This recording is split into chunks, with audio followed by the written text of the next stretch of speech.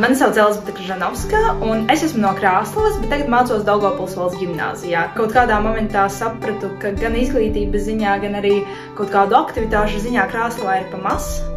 3 dienās izvēlējos Daugavpili un pārvācos. Tas bija diezgan sarežģīti, pusgadu bija tādi riktīgi grūti, bet arī tajā pusgadā es ļoti daudz ko iesāku. Man ļoti svarīgi, lai būtu tā tiešām izglītība un lai es kaut ko saņemtu no skolas. Kad pirmo reizi iebraucu, bija grūti, jo es sāku dzīvot viena. Tā tiešām bez vecākiem nav tik vienkārši un bija vairākas lietas, kuras es sāku pirmo reizi darīt.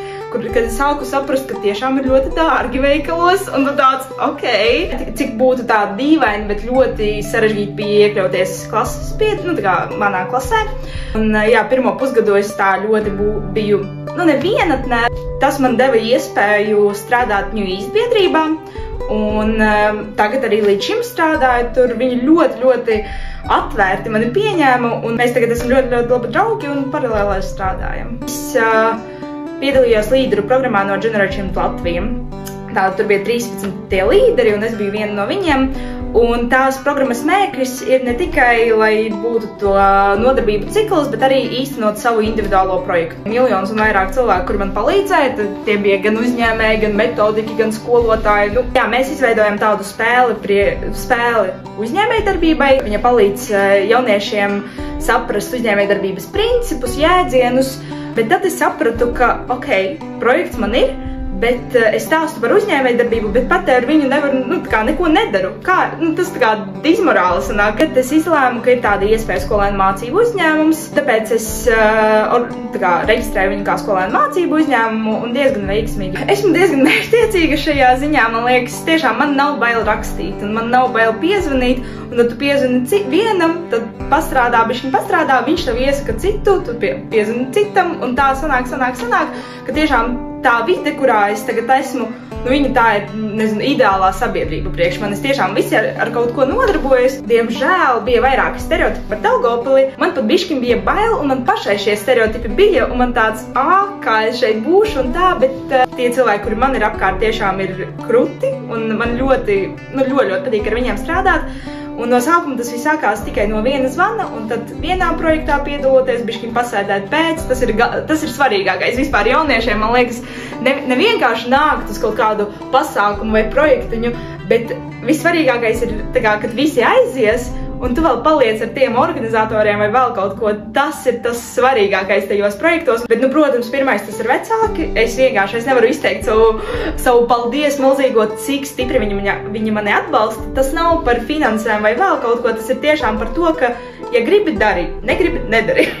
Tas ir tikai tava izvēle un dod viņi man izpausties visās jomās, jo līdz šim esmu nodarbojies ar sporta dejām, vispār ar visu sportu, kuru vien varēja. Un viņi arī man ļoti tajā atbalstīja. Man arī brālis ļoti stipri palīdzēja, jo viņš tiešām ir ļoti daudz ko sasniedzis arī pats, un tāpēc, skatoties uz viņu, man vienmēr bija, man arī vajag, man vēl. Man ļoti daudz ko iedeva līderu programma. Tiešām tas ir tāds, man liekas, momentiņš manā dzīvē, kas ļoti izmainīja pirms un pēc.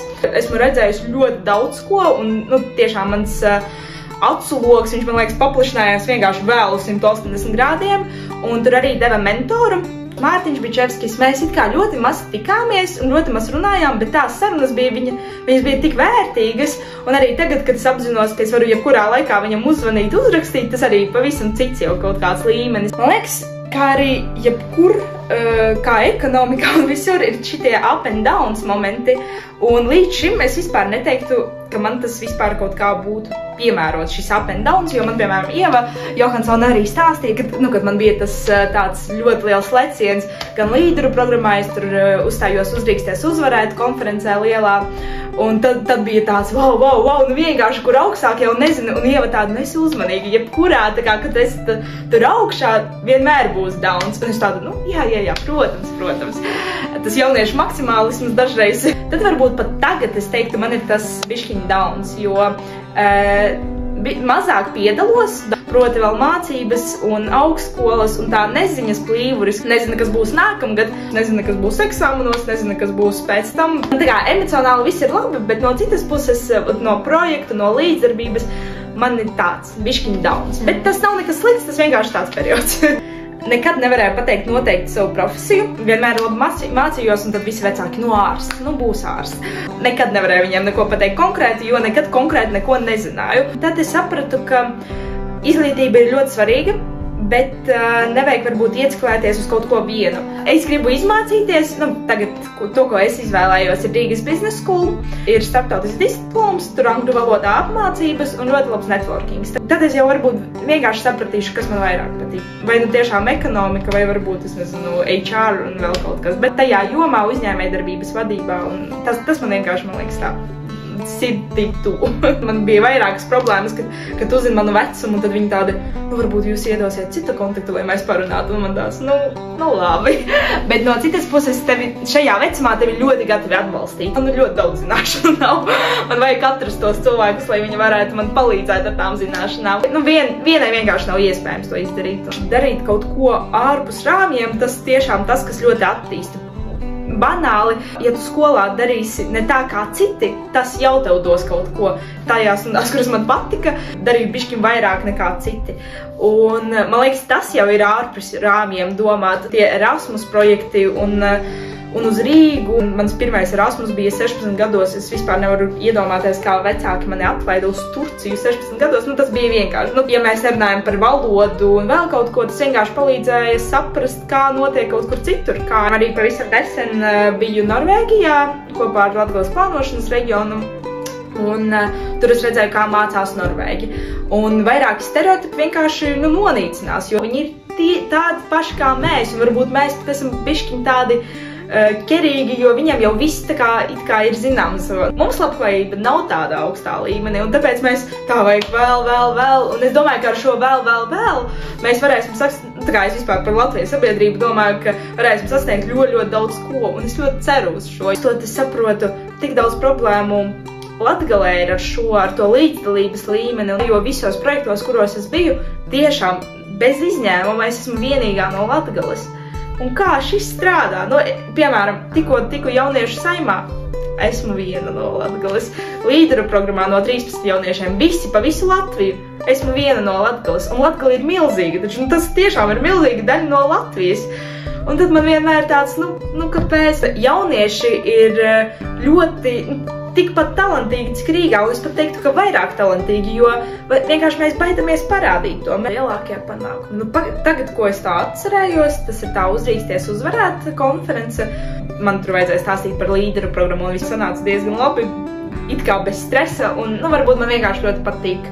Man tiešām patīk būt uz skatuves, un es to sapratu, man patīk runāt, un nezinu, ko var dzīvē tādu darīt, lai vēl uz skatuves kaut ko runāt, kāda ir profesija, lai to īstenot. Līderu programma tiešām es paņēmu visu, ko vien varēju paņemt no šīs programmas, absolūti, un kontaktus, un tās visas prezentācijas, tās visas lekcijas, kuras bija, es atceros visu, un tas bija tā pirmā programma, kad es ļoti apzināti.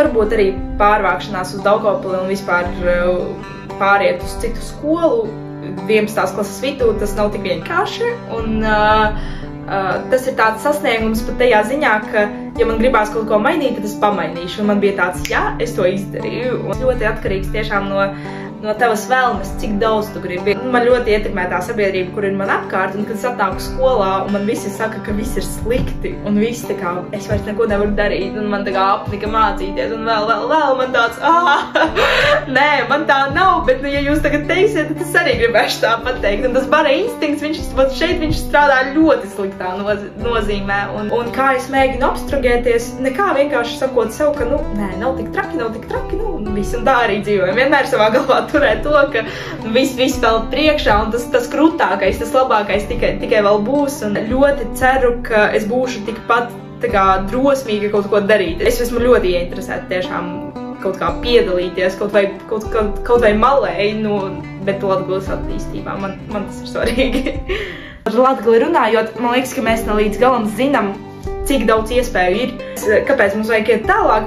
Vienkārši, lai redzētu, cik daudz viss kaut kā ir, un tad, gribi, negribi, bet jau kaut ko sāks. Tāpēc tas mans ieteikums būtu vienkārši ieraudzīt, un tad jau būs labi.